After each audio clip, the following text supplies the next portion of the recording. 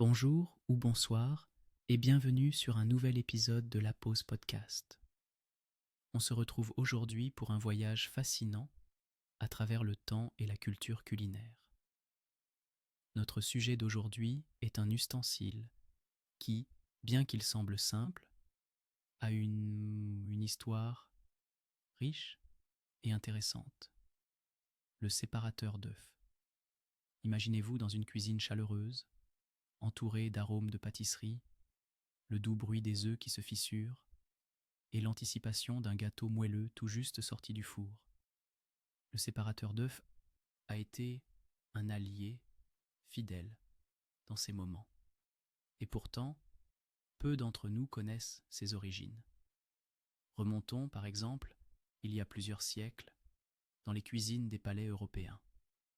Le séparateur d'œufs, tel que nous le connaissons aujourd'hui, a été perfectionné au fil du temps.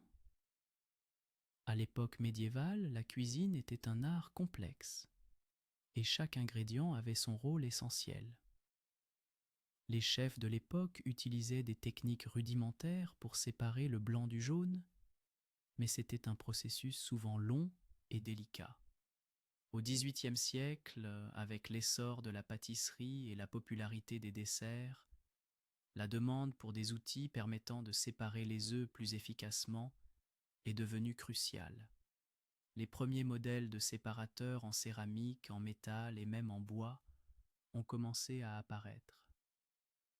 Chacun d'eux avait sa propre esthétique, et certains étaient ornés de motifs délicats, témoignant du savoir-faire artisanal de l'époque. En fait, saviez-vous que le séparateur d'œufs est souvent considéré comme un symbole de la délicatesse en pâtisserie ?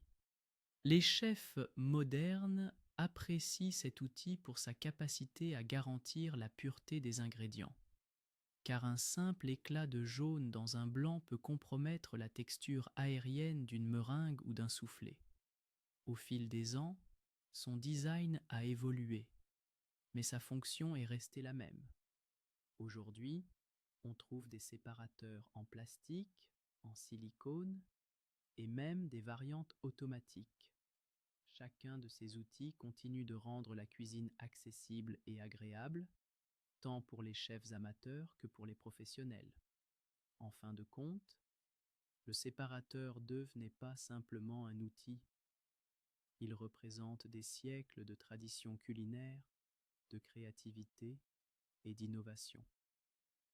La prochaine fois que vous utiliserez ce petit ustensile, j'espère que vous penserez à l'histoire fascinante qu'il porte en lui.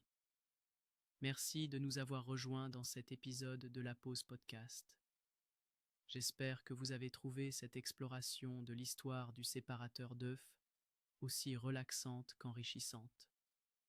N'oubliez pas de prendre un moment pour apprécier les petits outils qui rendent la cuisine si spéciale. À très bientôt pour un nouvel épisode.